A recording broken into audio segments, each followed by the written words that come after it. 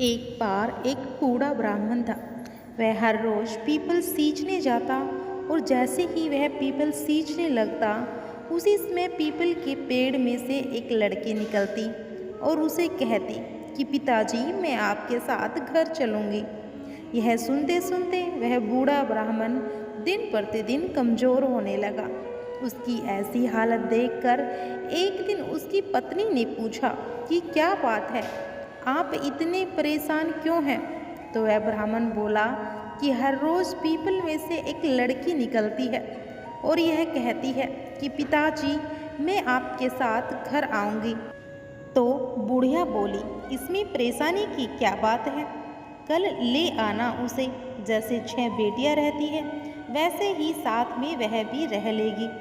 अगले दिन बुढ़िया ब्राह्मण उस लड़की को घर ले आता है और लड़की को घर लाने के बाद वह ब्राह्मण आटा मांगने गया तो उसे पहले दिनों की बजाय आज ज़्यादा मिल जाता है। जब बुढ़िया आटा छानने लगी तो लड़की ने कहा, लाओ माँ, मैं कर देती हूँ। जब वह आटा छानने बैठी तो परात भर गई। उसके बाद बुढ़िया माँ खाना बनाने के लिए जाने लगी। तब लड़की बोली, माँ, आज खाना मैं बनाऊंगी। पर बुढ़िया ने कहा, तेरे हाथ जल जाएंगे, बेटा तो नहीं बना पाएगी। पर लड़की नहीं मानी। वह रसोई में खाना बनाने चली जाती है।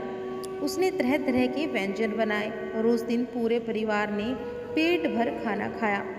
इससे पहले वह सब आधा पेट भूखे ही रहते थे। जब रात हुई तो बुढ़िया का भाई आ गया और कहने लगा, बहन बहन, मुझे भूख लगी है, मैं तो खाना खाऊंगा। तब बुढ़िया परेशान हो गई कि अब खाना कहाँ से आएगा। तब लड़की ने पूछा कि माँ, क्या बात है? तब बुढ़िया माँ बोली, तेरा मामा आया है और कह रहा है कि मुझे भूख लगी है, रोटी खानी है, लेकिन हम सब ने तो रोटी खा ली। अब उसके लिए मैं रोटियां कहाँ से लाऊंगी? लड़की ने कहा कि माँ, तुम चिंता ना करो, मामा के लिए रोटी मैं बना दूंगी। और वह रसोई में चली गई। उसने अपने मामा के लिए 36 प्रकार के व्यंजन बनाए और मामा ने खुशी खुशी भरपेट खाना खाया और कहा, मैंने इतना स्वादिष्ट खाना पहले कभी भी नहीं खाया। यह बोली कि आज खाना तुम्हारी भांजी ने बनाया है। शाम हुई तो लड़की बोली, माँ, चोखा लगाकर चोखे का दिया जला देना, आज मैं कोठरी में ही सोऊंगी। बुढ़िया ने चिंता जताते हुए कहा, बेटी, तू डर जाएगी। लेकिन वह बोली, मैं नहीं डरूंगी, मैं कोठरी में ही सोऊंगी। और वह लड़की कोठरी में जाकर सो गई। आधी रात को जब वह लड़की उठी और उसमें चारों तरफ नजर घुमाई तो धन ही धन हो गया और वह कोठरी धन से भर गई। उसके बाद वह लड़की घर से बाहर चली गई।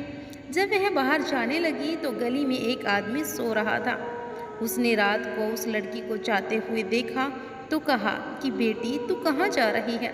तब लड़की बोली, मैं तो दरिद्रता दूर करने आई थी। अगर तुम भी दरिद्रता से छुटकारा पाना चाहते हो तो तुम भी मुझसे अपनी दरिद्रता दूर करवा लो।